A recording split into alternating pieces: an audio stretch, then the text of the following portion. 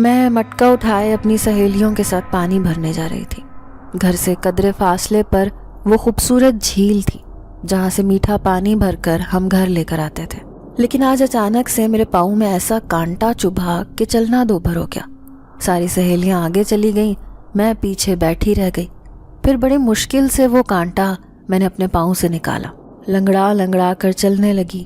تکلیف کی شدت سے چلنا دوبھر ہوا تو میں ایک درخت کے نیچے بیٹھ گئی۔ تبھی درخت کے پیچھے سے کوئی آیا تھا۔ سفید لباس پہنے وہ ایک نوجوان درویش تھا۔ اسے دیکھ کر میں بری طرح ڈر گئی۔ درویش نے بنا کچھ کہے اپنے تھیلے میں سے ایک سفید پٹی نکالی اور میرے پاؤں پر ایک مرہم لگانے لگا۔ مرہم کا لگانا تھا کہ میں ایک دم سے ہی سارا درد بھول گئی اور اس مہربان درویش کو دیکھنے لگی۔ وہ خاموشی سے اٹھا اور دور جنگل میں جا کر غائب ہو گیا، لیکن اس کے اس جادوئی مرہم پر میں اس کا شکریہ ادا کرنا چاہتی تھی۔ میرے لاکھ آواز دینے پر بھی وہ نہ رکا اور نہ جانے کہاں جا کر غائب ہو گیا۔ اب میں نے بھی اپنا مٹکا اٹھایا اور جھیل کنارے پانی بھر کر گھر لے آئی۔ گھر گئی تو بہروز سامنے ہی بیٹھا تھا۔ اسے دیکھ کر میں شرما کر اندر چلی گئی۔ وہ میرا منگیتر تھا، میرے چچا کا بیٹا۔ بچپن سے ہی ہم ایک دوسرے سے محبت کرتے تھے۔ پھر گھر والوں نے ہماری خواہش پر ہماری منگنی بھی کر دی۔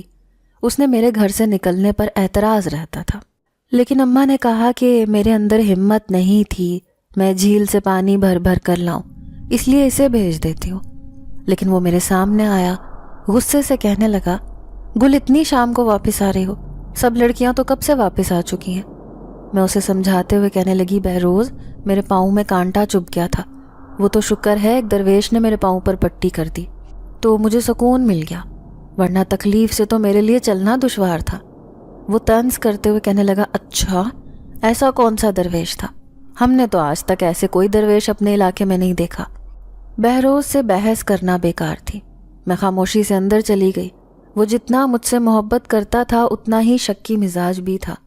اکثر وہ مجھے جتاتا کہ اس نے مجھ سے محبت کر کے مجھ پر بہت بڑا احسان کیا ہے۔ اس کی اس بات پر میں کبھی کبھار آئینے کے سامنے کھڑی ہو جاتی۔ میری نیلی آنکھیں، سنہرے بال اور گوری چٹی رنگت مجھے کسی حسین پری کی طرح دکھاتے تھے۔ ایسے میں کوئی مجھے کیسے نظر انداز کر سکتا ہے؟ لیکن بہروز کی محبت میں دیوانی تھی۔ ایسے لگتا تھا کہ اگر وہ مجھ سے نہ ملتا تو شاید میں مر جاتی۔ بہروز کے گھر والے تو کبھی بھی اس رشتے پر راضی نہ ہوتے، کیونکہ میرے چچا بہت امیر تھے۔ انہوں نے شہر میں کاروبار کر رکھا تھا جسے وہ سنبھالتے تھے۔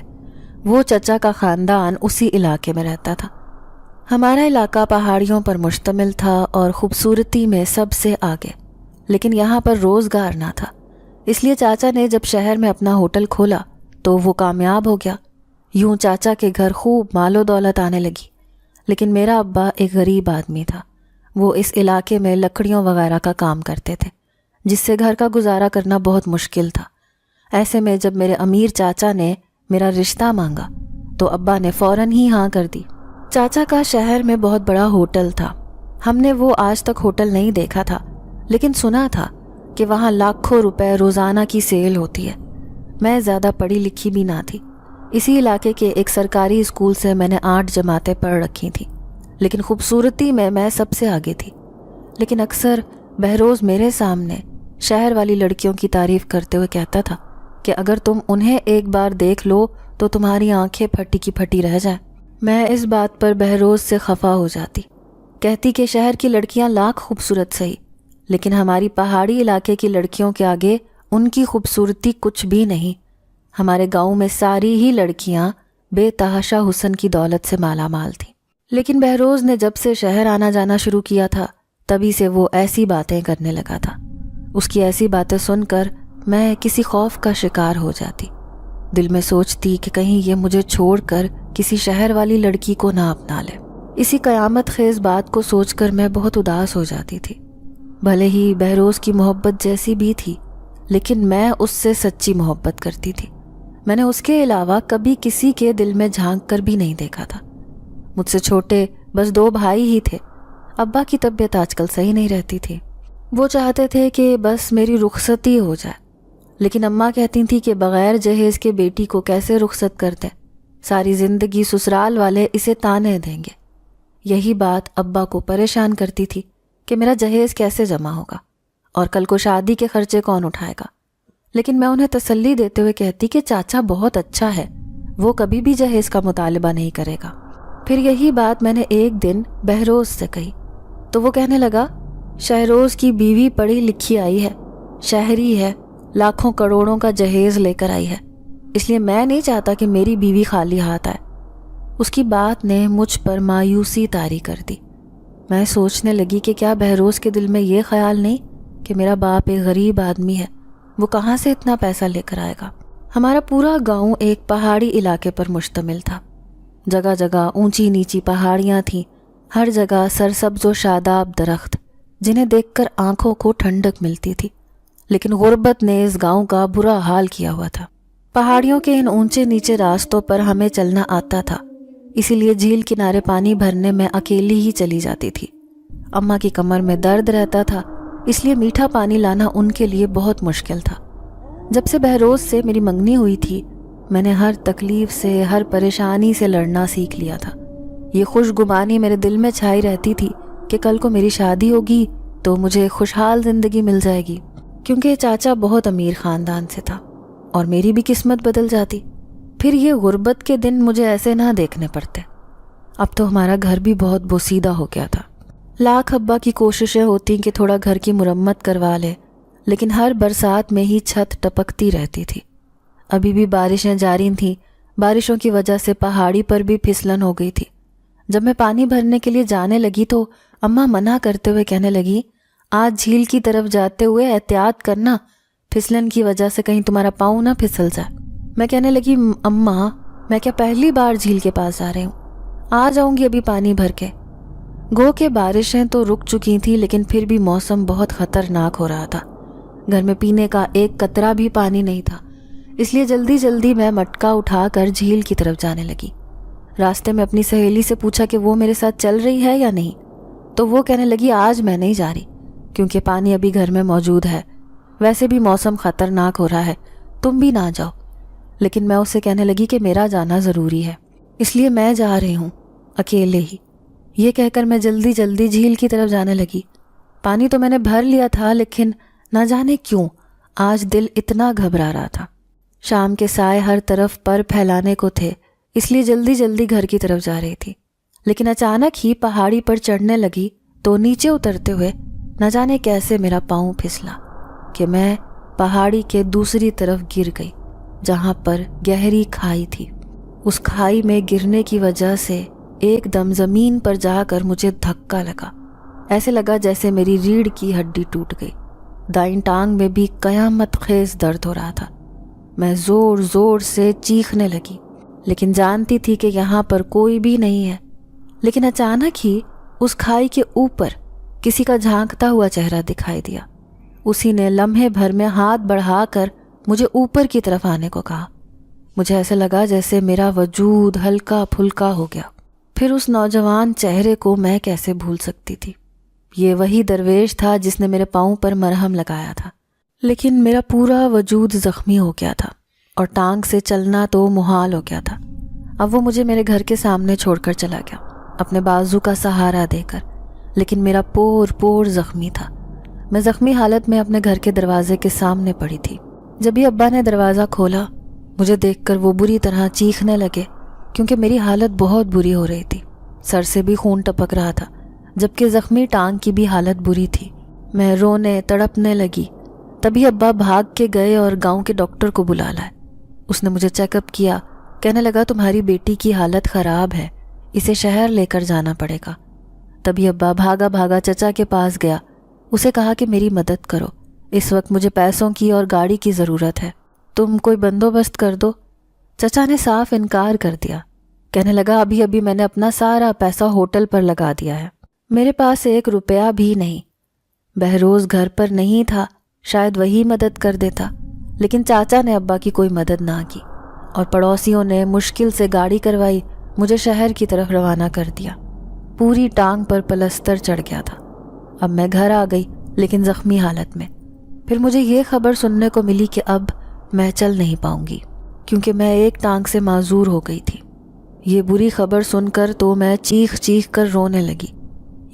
خبر سن کر تو میں چیخ چیخ کر رونے لگی۔ اماں مجھے حوصلہ دیے جا رہی تھیں کیونکہ میں ان کی اکلوتی بیٹی تھی۔ خود ان کی حالت بھی بری تھی۔ گاؤں کے سب لوگ کہہ رہے تھے کہ یہ لڑکی معذور ہو چکی ہے، اب زندگی بھر نہیں چل پائے گی۔ یہ مجھ پر کون سا آسمان ٹوٹ پڑا تھا؟ میں نے ایسا کون سا گناہ کیا تھا جس کی سزا مجھے ملی تھی؟ میں آنسوؤں سے رونے لگی۔ بہروز نے بھی مجھے دیکھنے آیا تھا، لیکن اس کے چہرے پر خاموشی تھی۔ اس نے تسلی کا ایک لفظ بھی زبان سے ادا نہ کیا۔ میرا خوبصورت وجود بوجھ بن چکا تھا۔ میں اماں ابا کو دیکھ دیکھ کر روتی رہتی۔ ابا کو کہتی کہ میں نے تو اپنی زندگی کے لیے بہت سے خواب سجائے تھے، اب میرا ایک بھی خواب پورا نہیں ہوگا۔ اماں مجھے تسلی دیتے ہوئے کہتی کہ تو جلدی اپنے پیروں پر کھڑی ہو جائے گی، تیرے سارے خواب بھی پورے ہوں گے میری بیٹی، تو دلہن بن کر اپنے گھر سے رخصت ہو جائے گی۔ لیکن اماں کو کیا پتا تھا کہ شادی کی لکیر میرے ہاتھ سے مٹ چکی ہے، کیونکہ چاچی مجھے دیکھنے آئی تھی یا مجھے زندہ زمین میں دفن کرنے، جب وہ اماں سے کہنے لگی کہ بہروز نے شادی سے انکار کر دیا ہے، میں اس کی منگنی اپنی بہن کی بیٹی سے کر رہی ہوں۔ یہ خبر مجھ پر بجلی بن کر گری تھی، لیکن اماں ابا پہلے سے ہی اس بات کے لیے خود کو تیار کر چکے تھے۔ پھر انہوں نے چاچا سے سارے رشتے ختم کر دیے۔ چاچا بھی ہم جیسے غریب لوگوں کو منہ لگانا نہیں چاہتا تھا، اس لیے پلٹ کر میری خبر لینے بھی نہ آیا۔ پھر تھوڑے ہی دنوں میں مجھے شہنائیوں کی آوازیں آنے لگیں۔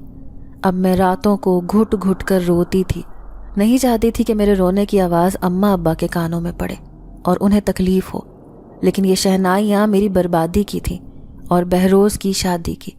اپنی سہیلیوں سے میں نے سنا تھا کہ بہروز اپنی شادی پر بہت خوش لگ رہا تھا۔ تیرا دل دکھا کے اس نے اچھا نہیں کیا، کیا ہوتا اگر وہ تیرے ٹھیک ہونے کا انتظار کر لیتا تو؟ میں آنسو بہاتے ہوئے اپنی سہیلیوں کو کہتی کہ میں اب کبھی ٹھیک نہیں ہو پاؤں گی، میں ایک ایسی مریض بن چکی ہوں جس کے نصیب میں اب صرف موت لکھی ہے۔ حیرت انگیز طور پر بس میں اپنی موت کے بارے میں ہی سوچتی رہتی تھی کہ آج نہیں تو کل میں سفید کفن پہن کر قبر میں اتر جاؤں گی، کیونکہ میرا وجود ایک ناکارہ وجود بن چکا ہے۔ دوسری طرف بہروز کی بڑے دھوم دھام سے شادی ہو گئی۔ سارے گاؤں کے لوگ اس بات پر اعتراض کر رہے تھے، اپنی بچپن کی منگیتر کو چھوڑ کر بہروز نے کسی اور لڑکی سے شادی کر لی، صرف اس وجہ سے کہ آج اس کی منگیتر معذور حالت میں بستر پر پڑی ہے۔ اب میری آنکھیں ہر وقت آنسو بہاتی تھی۔ پھر ایک دن میں سوئی تو آدھی رات کو میری آنکھ کھلی۔ ایسے لگ رہا تھا جیسے میری چارپائی کے پاس کوئی کھڑا ہو، کسی کا سایہ مجھے دکھائی دیا تھا۔ پہلے تو نیند میں مجھے ایسے محسوس ہوا جیسے یہ میرے ابا ہیں جو مجھے غور سے دیکھ رہے ہیں، لیکن جیسے ہی میں نے پوری آنکھیں کھول کر دیکھیں تو اس کا نورانی چہرہ پلک جھپکتے ہی غائب ہو گیا۔ آخر یہ کون تھا جو میرے اتنا قریب کھڑا ہوا تھا؟ لیکن جیسے ہی میں ہوش میں آ کر دیکھنے لگی تو وہ سامنے سے چلا گیا۔ ایسے لگ رہا تھا جیسے جسم کا سارا خون نچوڑ کر لے گیا ہو۔ لیکن ایک رات وہ ہوا جس کی مجھے امید بھی نہ تھی۔ ابا کے پاس اتنے پیسے نہیں تھے کہ وہ میرا مہنگا علاج کرواتا۔ روز روز شہر کے ڈاکٹر کے پاس لے کر جانے کے لیے ابا کے پاس پیسے کہاں تھے، اس لیے میں مریض بن کر ابھی تک چارپائی پر پڑی تھی۔ ایسے میں نے اپنے ٹھیک ہونے کی امید چھوڑ دی تھی۔ لیکن پھر اس رات کوئی اس گھر میں آیا تھا جس نے میری زندگی بدل کر رکھ دی۔ میں اس کی مہربانیوں کو کیسے فراموش کر سکتی تھی؟ رات کے 11 بجے تھے جب اچانک دروازے پر دستک ہوئی۔ ابا نے جیسے ہی دروازہ کھولا تو حیران رہ گئے۔ سامنے سفید لباس پہنے ایک درویش کھڑا تھا۔ اس کا نورانی چہرہ بتا رہا تھا کہ وہ کتنا نیک ہے۔ پھر وہ بھاری لہجے میں ابا سے کہنے لگا، میں جنگل میں بھٹکتا ہوا ایک جوگی درویش ہوں، میرے پاس خاص مرہم ہوتے ہیں جو میں نے جنگل کی جڑی بوٹیوں سے حاصل کیے ہیں۔ سنا ہے تمہاری جوان بیٹی معذور ہو چکی ہے، کیا میں اسے ایک نظر دیکھ سکتا ہوں؟ ہو سکتا ہے اس کے ٹھیک ہونے کی کوئی امید نظر آ جائے۔ ابا حیران تھے کہ اس درویش کو میری بیٹی کے بارے میں کیسے معلوم ہے۔ اب وہ ابا کے ساتھ اندر آ گیا۔ جیسے ہی وہ میرے سامنے بیٹھا تو میں اس کے چہرے کو کیسے فراموش کر سکتی تھی، کیونکہ اسی نے تو میرے زخمی پاؤں کو ٹھیک کیا تھا۔ میں اب امید بھری نظروں سے اسے دیکھ رہی تھی۔ تبھی اس نے میری ٹانگ پر ہاتھ پھیرا۔ ایسے لگ رہا تھا صرف اس کے ٹانگ پر ہاتھ پھیرنے سے ہی میرے سارے درد ختم ہو گئے۔ پھر وہ ابا کو تسلی دیتے ہوئے کہنے لگا، آپ کی یہ بیٹی بالکل ٹھیک ہو جائے گی، مجھے امید دکھائی دے رہی ہے۔ میرے پاس ایک خاص مرہم ہے، اگر آپ کہیں تو میں اس مرہم کو لگا کر اس کا علاج شروع کرتا ہوں۔ اور بھی ایسی جڑی بوٹیاں ہیں جس کا مرہم تیار کر کے لگانے سے آپ کی بیٹی بالکل ٹھیک ہو جائے گی۔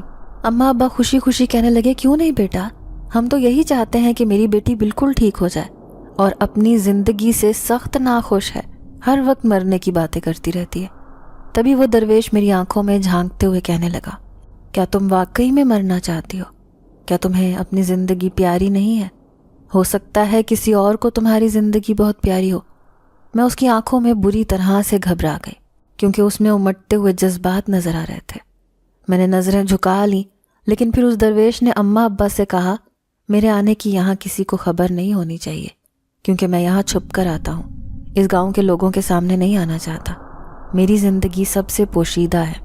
اماں ابا نے اس سے وعدہ کر لیا تھا کہ اس درویش کے آنے کا وہ کسی کو نہیں بتائیں گے۔ تبھی وہ جانے لگا تو ابا کہنے لگے میرے پاس دینے کے لیے 1 روپیہ بھی نہیں ہے، میں غریب انسان ہوں۔ درویش نے ابا کے دونوں ہاتھ تھام لیے، کہنے لگا تھکن نہ کرو، یہ علاج بالکل مفت ہے، تمہاری بیٹی بہت معصوم اور محبت کے لائق ہے، بس میں اسے زندگی کی طرف واپس لوٹانا چاہتا ہوں۔ میں اس کی بھاری آواز سن چکی تھی، دل ہی دل میں سوچنے لگی کیا واقعی کوئی میری مدد کرنا چاہتا ہے؟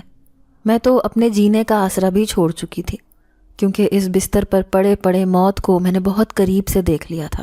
اب وہ ہر روز رات کی تاریکی میں آتا، سب سے چھپ کر، لیکن سارے گھر والے اس کا انتظار کرتے تھے۔ میرے دونوں بھائی میرے آس پاس بیٹھے رہتے، تسلی دیتے ہوئے کہتے گل باجی آپ بہت جلدی ٹھیک ہو جائیں گی، ہم آپ کے لیے روزانہ دعا کرتے ہیں۔ میں ان کی باتوں پر پھیکی سی ہنسی ہنس دیتی، لیکن ہر رات وہ درویش آتا، میری زخمی ٹانگ پر مرہم لگاتا، پھر وہ ایسی باتیں کرتا جس سے مجھے زندگی جینے کا مزہ آنے لگتا۔ ایسی حالت میں میں خود کو کمزور محسوس نہیں کر رہی تھی۔ پھر ایک دن وہ مرہم لگاتے ہوئے کہنے لگا میں جنگلوں میں دور دور تک بھٹکتا ہوا پھرتا ہوں، صرف ایسے مرہم تیار کرنے کے لیے، کیا تمہیں ان سے آرام محسوس ہوتا ہے؟ میں نے اس بات میں سر ہلایا، کہنے لگی مجھے ایسا لگ رہا ہے جیسے جلد میں اپنے پاؤں پر کھڑی ہو جاؤں گی۔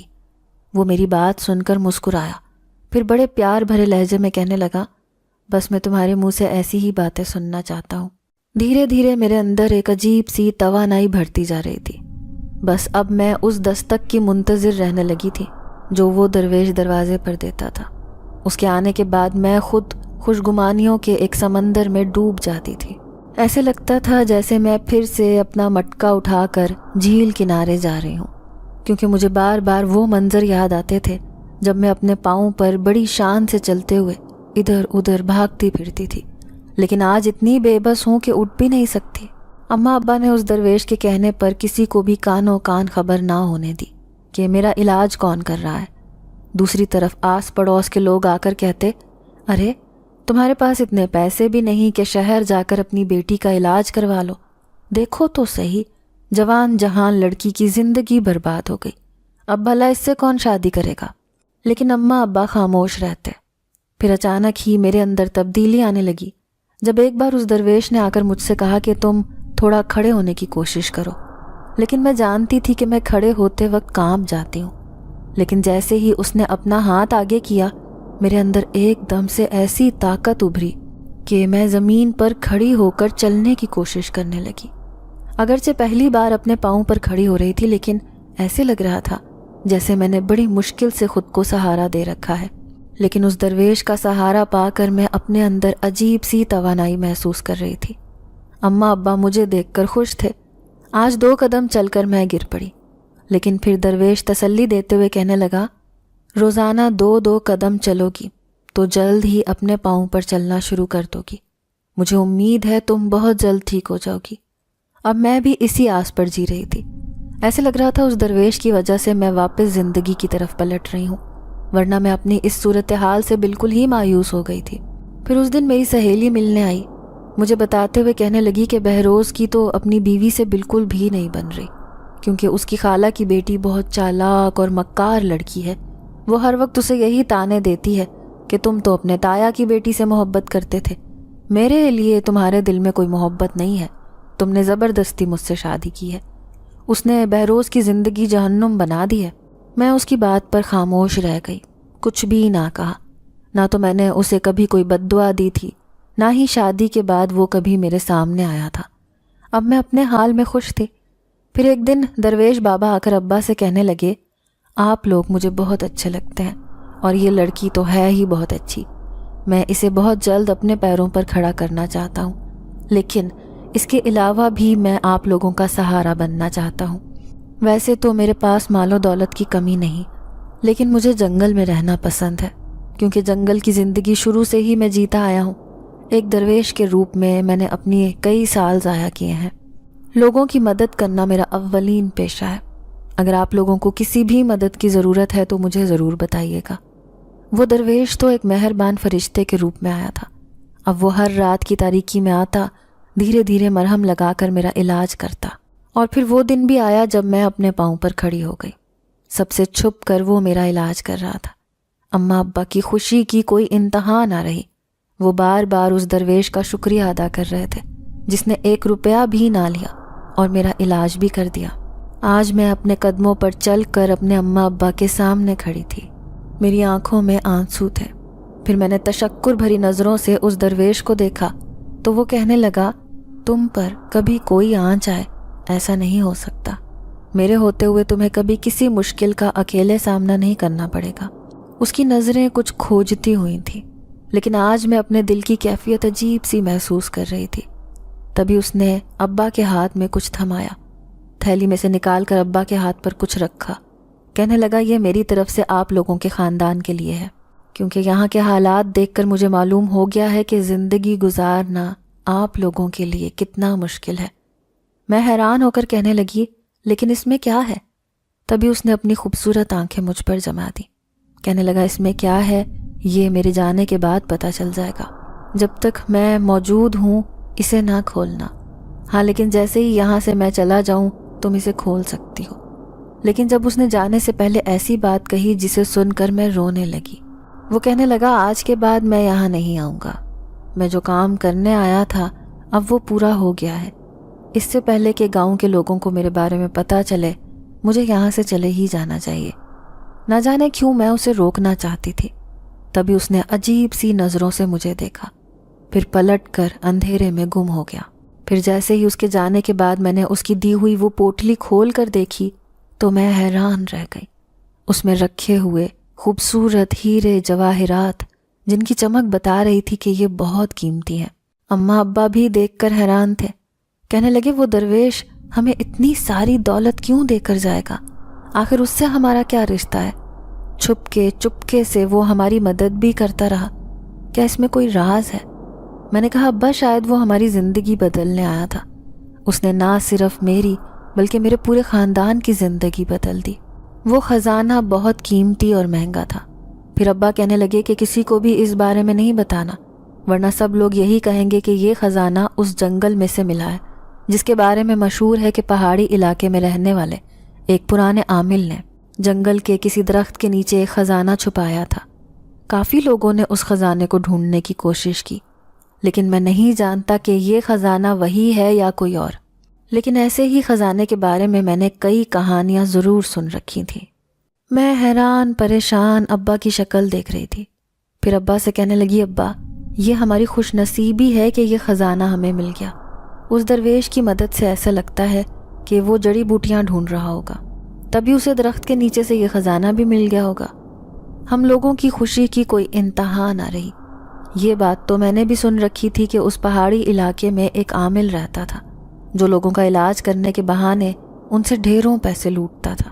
لیکن ایک دن اچانک سے اسے جان کے لالے پڑ گئے، کیونکہ اس نے ایک عورت کے ہاں جانے کیسا علاج کیا کہ وہ اپنی جان سے ہاتھ دھو بیٹھی۔ تبھی وہ اس گاؤں سے فرار ہونے لگا، لیکن جاتے جاتے وہ خزانہ جو اس نے اپنی زندگی کے لیے جمع کیا تھا وہ اس نے اس جنگل کے ایک درخت کے نیچے چھپا دیا۔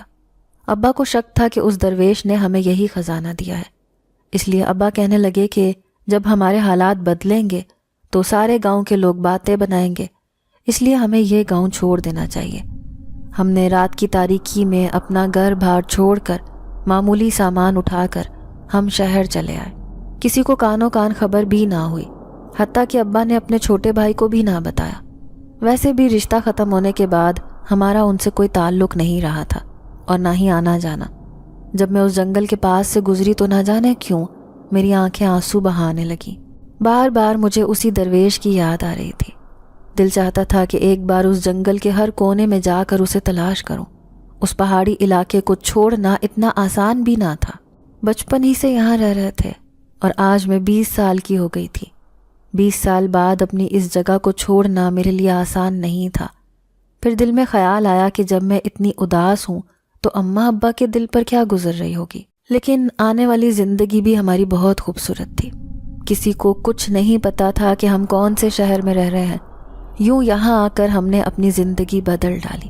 ابا نے اپنا کاروبار شروع کر دیا۔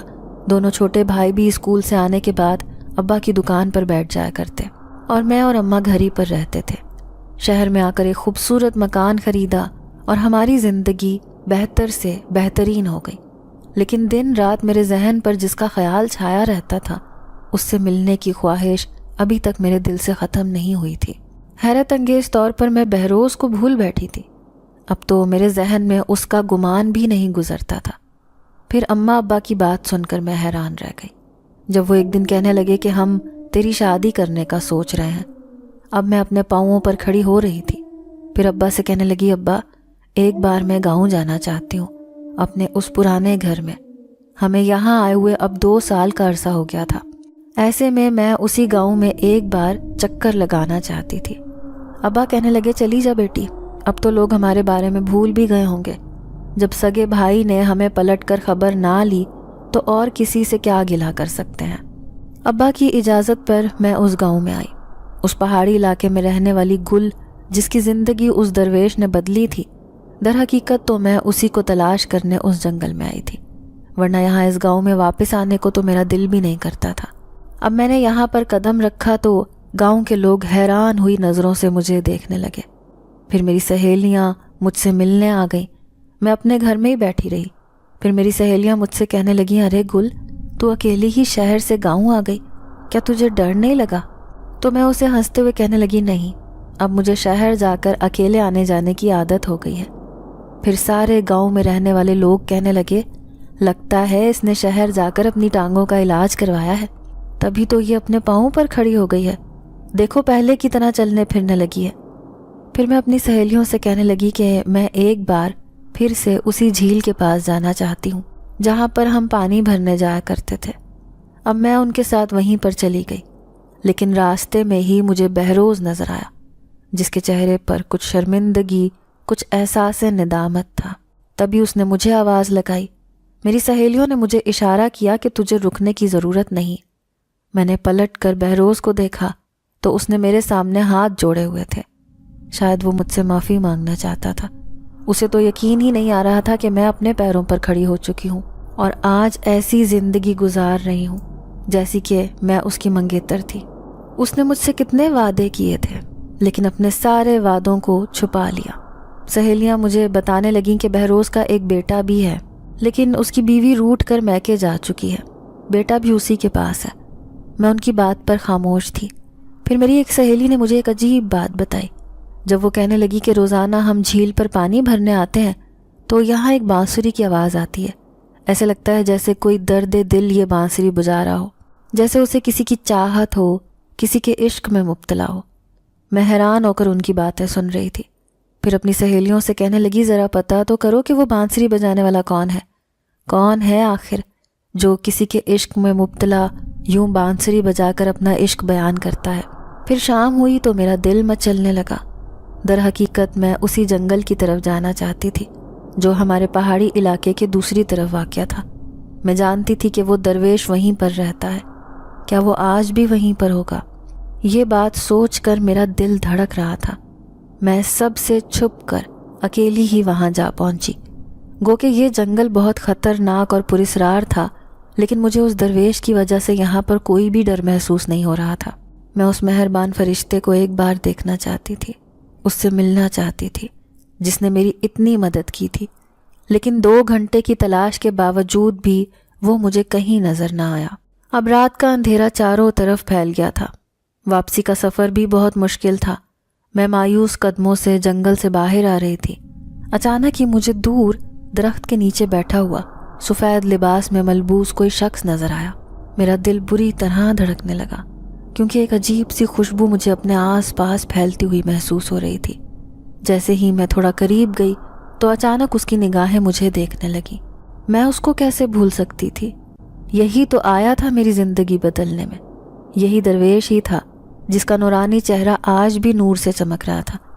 پھر میں اس کے سامنے بیٹھ گئی، کہنے لگی کیا تم آج اسی جنگل میں موجود ہو؟ کیا تمہاری زندگی کبھی نہیں بدلے گی؟ مجھے اپنے سامنے دیکھ کر اس کے چہرے پر خوشی آئی۔ پھر وہ کہنے لگا آج میرے عشق کی تکمیل ہو گئی جو تم مجھ سے ملنے یہاں میرے پاس آئی ہو۔ میں تو سمجھتا تھا کہ تم مجھے بھول چکی ہو، کبھی زندگی میں یاد نہیں کرو گی۔ وہ میرے چہرے پر نظر جمائے ہوئے تھا۔ تب میں نے نگاہیں جھکا لی، کہنے لگی کیسے بھول جاتی؟ تم میرے محسن ہو، اور محسن کو بھولنا کم ظرف لوگوں کا کام ہوتا ہے۔ تم میرے مسیحا ہو، آج میں تمہارا شکریہ ادا کرنے آئی ہوں۔ تم مجھے اپنا مسیحا سمجھتی ہو، لیکن میں تم سے عشق کرتا ہوں۔ اس کی اس بات پر میں حیرت زدہ سی اس کی شکل دیکھنے لگی۔ کیا تم میرے عشق میں اس دن میرے گھر آئے تھے میرا علاج کرنے؟ اب میں اس پر نظریں جمائے بیٹھی تھی۔ پھر اس نے نگاہیں جھکا لی، کہنے لگا ہاں میں ایک درویش ضرور ہوں لیکن ہر کسی کے پاس نہیں جاتا۔ تمہارے پاس آنا میری مجبوری تھی، کیونکہ میں آج سے نہیں، جب سے تم اس علاقے کی گلیوں میں کھیلتی پھرتی تھی تبھی سے تم پر عاشق ہو گیا تھا۔ لیکن میری بدقسمتی یہ تھی کہ میں تمہارے جیسا انسان نہیں بلکہ ایک جن ذات ہوں۔ اس کا یہ کہنا تھا کہ میں ایک دم سے حیران ہو گئی، خوف کے مارے میری آنکھیں پھیل گئیں۔ میں حیران پریشان سی ادھر ادھر دیکھتے ہوئے کہنے لگی کیا تم مجھ سے مذاق کر رہے ہو؟ وہ بھی ایسا؟ دیکھو تم ایک جن زاد ہو، یہ سب جھوٹ ہے، ایسا نہیں ہو سکتا۔ اگر تم جن زاد ہو تو بھلا انسان کے روپ میں کیسے نظر آتے ہو؟ وہ کہنے لگا میں ہر روپ بدل سکتا ہوں، یہ میرے اختیار میں ہے۔ میں سچ میں ہی ایک درویش ہوں، لیکن ایک جن زاد درویش جو اپنے لیے نہیں بلکہ دوسروں کے لیے جیتا ہے، اور ایسا کرنا ہمارے پورے قبیلے کا اصول ہے۔ اب میں اٹھ کر یہاں سے بھاگ جانا چاہتی تھی، لیکن ایسے لگ رہا تھا جیسے میرے قدم شل ہو گئے ہوں۔ میں چاہتے ہوئے بھی یہاں سے کہیں نہیں بھاگ سکتی تھی، بلکہ بت بن کر بیٹھی اس درویش جنات کی کہانی اس سے سن رہی تھی۔ پھر وہ کہنے لگا کیا تم جانتی ہو میں بچپن سے تم پر عاشق تھا؟ جب تم چھوٹی سی تھیں، تمہارے لمبے لمبے بالوں کی چٹیاں پشت پر بکھری بے خبری سے چلتی ہوئی تم پہاڑی سے آتی تھیں اور پھر اس جھیل پر آ کر پانی بھرتی تھیں۔ اس جنگل میں ہماری جنات کا پورا قبیلہ آباد تھا۔ میں بے خبر اس درخت پر بیٹھا رہتا، لیکن تمہارا روز روز آنا میرے دل کی دنیا کو آباد کر گیا۔ میں تم سے عشق کرنے لگا، یہ جانتے ہوئے بھی کہ تم ایک لڑکی ہو، ایک آدم زادی۔ میں خود کو عشق کرنے سے روک نہ سکا، کیونکہ تمہاری خوبصورتی نے میرا دل موہ لیا تھا۔ اب میں روز تمہارا انتظار کرتا، تمہیں دیکھنے کے لیے میری آنکھیں بے چین رہتی۔ میں بہت پہلے سے ہی تمہارے سامنے آنا چاہتا تھا، وہ بھی ایک انسان کے روپ میں، لیکن ایک دن اچانک میں نے تمہیں ایک لڑکے کے ساتھ آتے ہوئے دیکھا۔ تمہاری جوانی عروج پر تھی، پہلے سے بھی زیادہ خوبصورت ہو گئی تھی۔ تمہاری نیلی آنکھیں جو کسی کے دل کو بھی روشن کر سکتی تھیں۔ میں ہر وقت تمہیں دیکھتا رہتا تھا، لیکن جب میں نے محسوس کیا کہ تم اس لڑکے سے محبت کرتی ہو تو میں تمہارے سامنے نہ آیا، لیکن ہر رات اپنے اس عشق کی شدت کو میں دل سے محسوس کرتا۔ تمہارے عشق کا مجھے ایسا روگ لگا کہ میں جوگی بن گیا، ایک جن زاد درویش جو کسی بھی پریشانی میں مشکل میں ہوتا میں اس کی مدد کرتا، پرایا سمجھتا۔ کبھی رات کے اندھیرے میں کوئی بھٹکتا ہوا مسافر کسی مدد کی تلاش میں ہوتا تو میں اس کے سامنے پہنچ جاتا۔ لیکن اس دن جب تمہیں وہ کانٹا چبھا تو تمہاری تکلیف میں نے اپنے دل پر محسوس کی، جبھی تو فوراً تمہارے پاس پہنچ گیا تھا۔ میں جنگل میں موجود ایسی ایسی جڑی بوٹیاں اکٹھا کرتا تھا جو دوائیاں بنانے کے لیے استعمال ہوتی تھیں۔ یہ کام میں نے صرف اپنے قبیلے کے سردار کے کہنے پر سیکھا تھا۔ پھر ایک دن جب میں بہت دور گیا ہوا تھا تو تمہارے عشق نے مجھے بے چین کیا اور میں واپس یہیں پر آ گیا، لیکن تم کہیں پر بھی دکھائی نہ دی۔ اس جھیل کے پاس تم نے آنا چھوڑ دیا۔ تب ایک دن چپکے سے میں تمہارے دروازے کی دہلیز پر گیا اور میں نے اندر سے رونے کی آوازوں پر توجہ دی۔ یہ آواز تمہاری تھی، لیکن تم جس طرح سے رو رہی تھیں اس نے میرے دل کو چیر کر رکھ دیا۔ میں جانتا تھا کہ تم کسی تکلیف میں مبتلا ہو۔ پھر ایک رات میں چپکے سے تمہارے گھر آیا، کسی کو کانوں کان خبر بھی نہ ہوئی۔ میں جن ذات بن کر اس گھر میں آیا۔ جب میں نے تمہیں بستر پر پڑے ہوئے دیکھا، تمہاری زخمی حالت دیکھ کر میں بری طرح سے بے چین ہو گیا۔ مجھے یقین نہیں آتا تھا کہ تم اس قدر تکلیف میں مبتلا ہو۔ تمہیں اگر کانٹا بھی چبھتا تھا تو میں تمہاری تکلیف اپنے دل پر محسوس کرتا تھا، لیکن جب اتنی بڑی بات ہوئی تو میں خود پر قابو نہ رکھ سکا۔ فوراً اپنے قبیلے کے سردار کے پاس جا پہنچا۔ اسے کہنے لگا کہ مجھے کوئی ایسی دوا چاہیے جس سے ایک لڑکی بالکل ٹھیک ہو جائے۔ قبیلے کا سردار حیران تھا، کہنے لگا کیا تم واقعی کسی آدم زادی سے عشق کرنے لگے ہو جو اس کی مدد کرنے جا رہے ہو؟ میں کہنے لگا کہ یہ میری زندگی کا سوال ہے، اگر وہ لڑکی مر گئی تو میں خود کو بھی اس کی قبر میں زندہ دفن کر لوں گا، لیکن مجھے اسے ہر حال میں بچانا ہے، زندگی کی طرف واپس لوٹانا ہے۔ سردار نے میری کیفیت سمجھ لی تھی، پھر اس نے مجھے فوراً ہی وہ دوائی دے دی جو ہم جن زاد اپنے زخموں پر لگاتے تھے۔ اپنے مرہم پر ہمیں بہت ناز تھا کیونکہ یہ خاص جڑی بوٹیوں سے تیار کردہ مرہم ہوا کرتے تھے۔ اب میں نے اسی دوا سے تمہارا علاج کرنا شروع کیا۔ تم جلد ہی اپنے پیروں پر کھڑی ہو گئی۔ وہ میری زندگی کا ایک خوشیوں بھرا دن تھا، لیکن میں نے تمہارے سامنے نہ آنے کا فیصلہ کیا۔ میں نہیں چاہتا تھا کہ میری حقیقت جاننے کے بعد تم مجھ سے نفرت کرنے لگ جاؤ کہ میں ایک جن زاد ہوں، اور تمہیں دھوکہ دے کر کئی دنوں تک تمہارا علاج کرتا رہا۔ میں تمہاری آنکھوں میں اپنے لیے نفرت نہیں دیکھ سکتا تھا، کیونکہ میرا عشق ایسا ہے جو شاید کبھی کوئی انسان کسی لڑکی سے نہ کر سکے۔ وہ جن زاد درویش نظریں جھکا کر بیٹھا تھا، اور اس کے عشق سے مجھے محبت ہو گئی۔ میں بے یقین سی اس کے سامنے بیٹھی تھی۔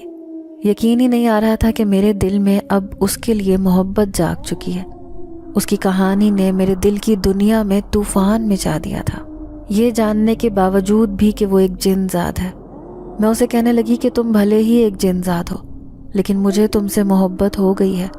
تمہاری ہی محبت، تمہاری مہربانی نے مجھے یہاں آنے پر مجبور کیا ہے، جبھی تو میں سب کچھ چھوڑ چھاڑ کر یہاں پر چلی آئی۔ یہ سن کر اس کی آنکھوں میں آنسو آ گئے۔ پھر وہ کہنے لگا تمہارے منہ سے یہ بات سن کر میرے عشق کی تکمیل ہو گئی۔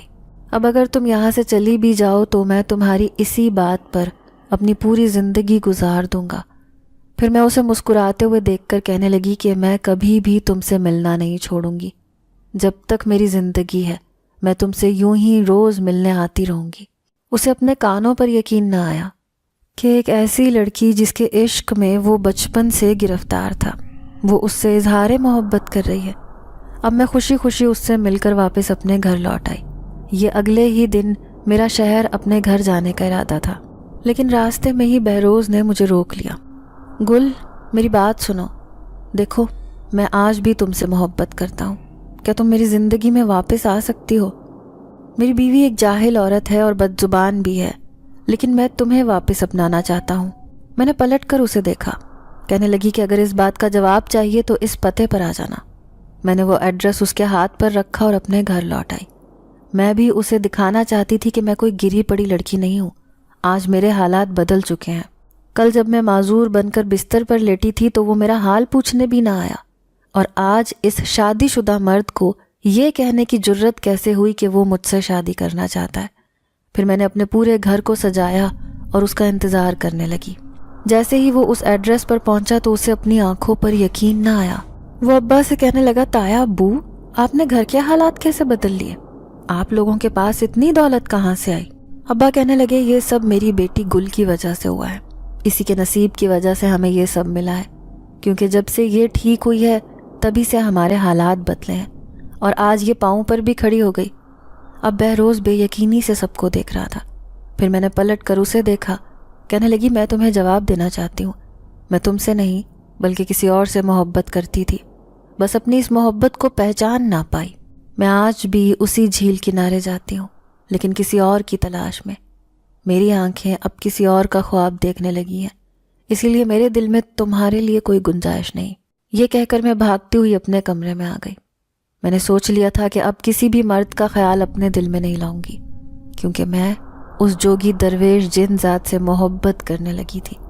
پھر ہر مہینے چاند کی 14 تاریخ کو میں اس جنگل میں پہنچ جاتی، جہاں چاند کی خوبصورت روشنی میں ہم دونوں بیٹھ کر ڈھیروں باتیں کرتے۔ وہ مجھے اپنی کہانی سناتا، میں اسے اپنے دل کی باتیں. ایسے لگ رہا تھا جیسے میری زندگی مکمل ہو گئی. پھر ایک دن اس نے ایسی بات کہی جسے سن کر میں چونک گئی. جب وہ کہنے لگا کہ تم اب اپنی زندگی میں آگے بڑھ جاؤ، میں تمہیں شادی کرنے کی اجازت دیتا ہوں، میرے عشق میں خود کو قیدی مت بناؤ. میں نے اس کی اس بات سے انکار کر دیا. میں کہنے لگی میں ہرگز شادی نہیں کروں گی کیونکہ میں تم سے شادی کرنا چاہتی ہوں. میری بات سن کر وہ ہنسا. پھر کہنے لگا کیا تم ایک جن ذات کی بیوی بنو گی؟ دیکھو میرا اور تمہارا رشتہ کبھی بھی نہیں بن سکتا، اس لیے واپس اپنی زندگی میں لوٹ جاؤ. میں یہ بات تم سے خوشی خوشی کہہ رہا ہوں. تمہاری آنکھوں میں میرے لیے محبت ہے جو میری پوری زندگی گزارنے کے لیے کافی ہے. میں اسی سوچ پر جیتا رہوں گا. یہ مت سوچنا کہ اگر تم نے کسی اور سے شادی کر لی تو میں تم سے نفرت کرنے لگوں گا یا تم نے میرے احسان کا بدلہ نہیں چکایا، کیونکہ عشق میں کوئی احسان نہیں ہوتا. اب میں نے سر جھکا لیا. پھر میں گھر گئی تو اماں ابا بھی اصرار کرنے لگے کہ اب شادی کر لو کیونکہ تمہاری عمر شادی کی ہو گئی ہے. پھر میں نے اس جن ذات کی بات مان کر اماں ابا کے سامنے ہاں کر دی. یوں چند دنوں بعد میری شادی ہو گئی. میں رخصت ہو کر اپنے سسرال چلی گئی. میرا شوہر ایک اچھا انسان تھا، وہ مجھ سے بہت محبت کرتا تھا، لیکن میں اپنے اس دل کا کیا کرتی کیونکہ میرا دل اس درویش جنات کی محبت میں گرفتار ہو گیا تھا. شادی کے بعد بھی میں کئی دنوں تک اسی کے بارے میں سوچتی رہتی. اکثر چاند کی 14 تاریخ ہوتی تو میرا دل وہیں جنگل میں جانے کو مچلنا شروع ہو جاتا. لیکن میں اب اپنے آپ کو روک چکی تھی. میں جانتی تھی میں کسی کی بیوی ہوں، لیکن اس جن ذات کے لیے دعا کرنا نہیں بھولتی تھی. جب بھی اپنے لیے کچھ مانگتی تو میں اس کے لیے بھی دعا کرتی کہ وہ جہاں رہے ہمیشہ خوش رہے. اس جن ذات کا میری زندگی پر بہت احسان تھا اور میں اس کا احسان ساری زندگی نہیں بھولنا چاہتی تھی.